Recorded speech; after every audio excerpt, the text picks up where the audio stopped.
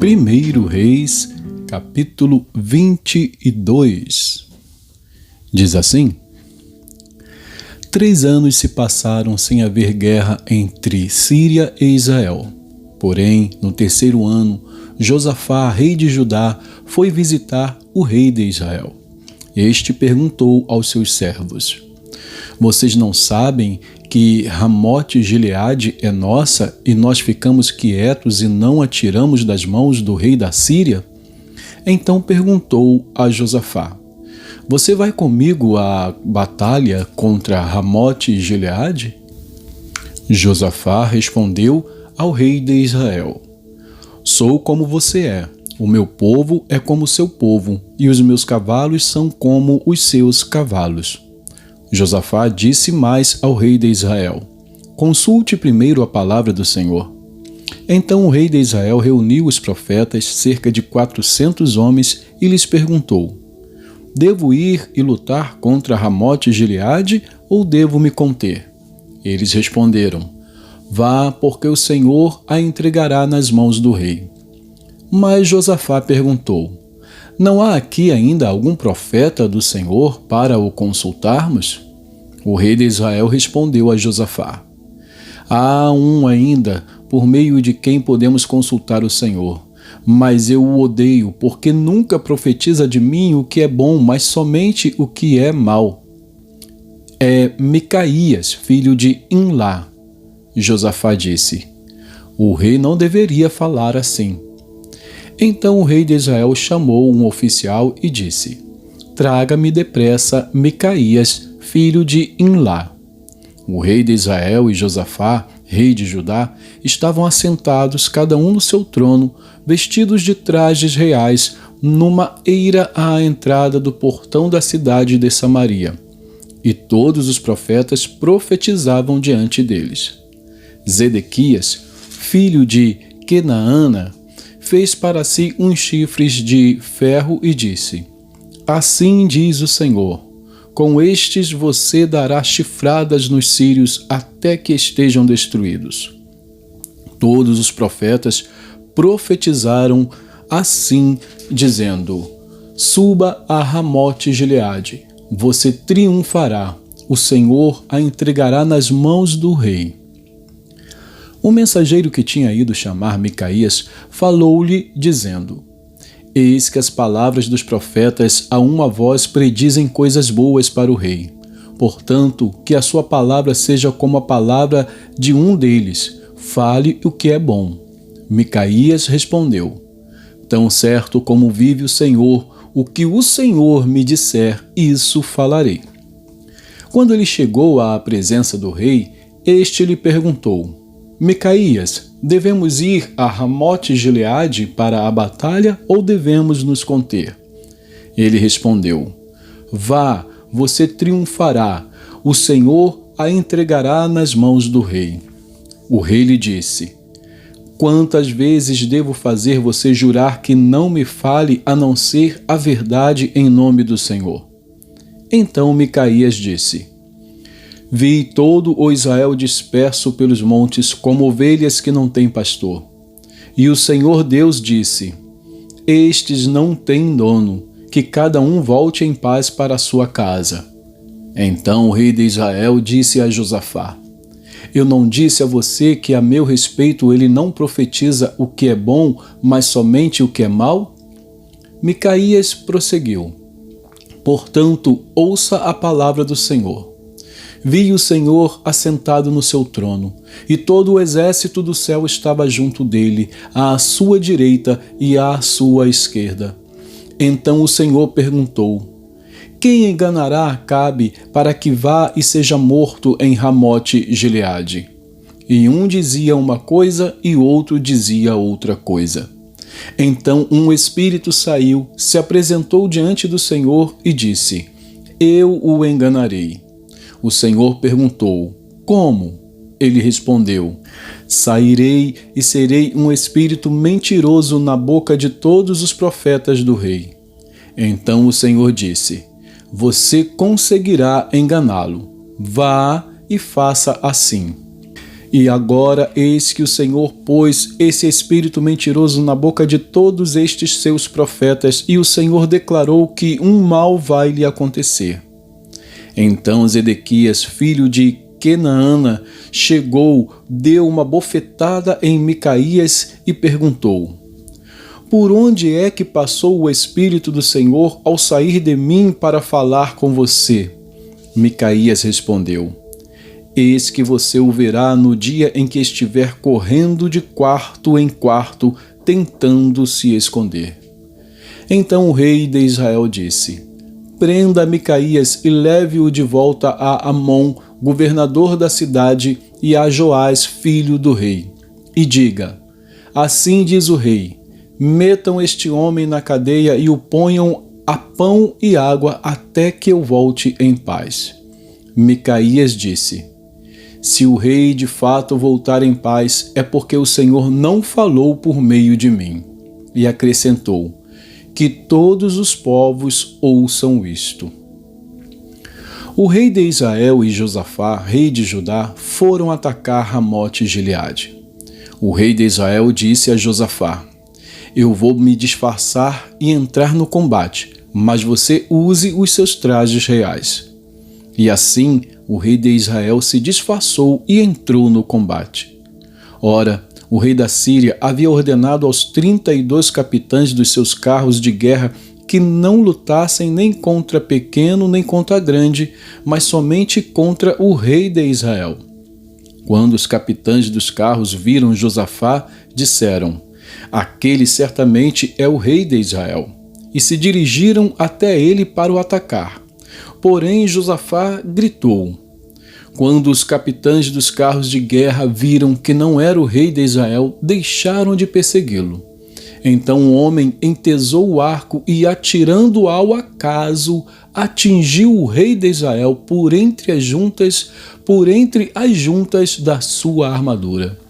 Então o rei Acabe disse ao condutor do seu carro: dê a volta e leve-me para fora do combate, porque estou gravemente ferido. A batalha se intensificou naquele dia. Quanto ao rei, seguraram-no em pé no seu carro de guerra de frente para os sírios, mas à tarde ele morreu. O sangue corria da ferida para o fundo do carro.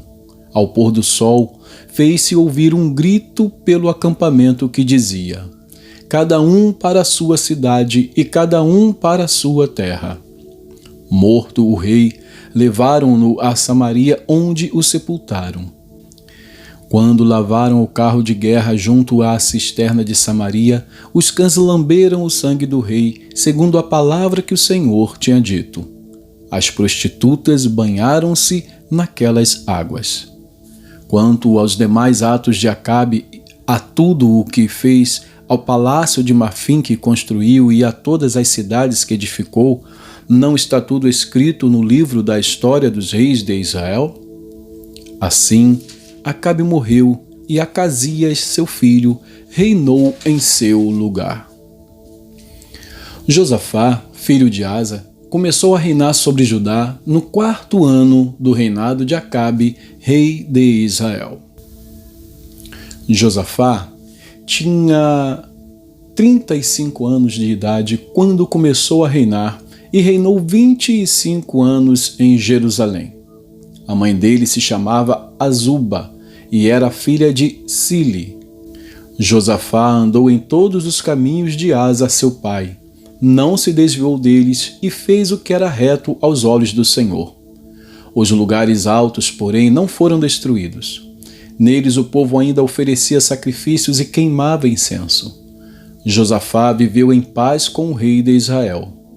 Quanto aos demais atos de Josafá, ao poder que mostrou e como guerreou, não está tudo escrito no livro da história dos reis de Judá? Também exterminou da terra os restantes dos prostitutos cultuais que ficaram nos dias de Asa, seu pai. Nessa época, não havia rei em Edom, porém somente um governador. Josafá fez grandes navios para irem a Ofir em busca de ouro. porém não foram, porque os navios se quebraram em Ezion-Geber.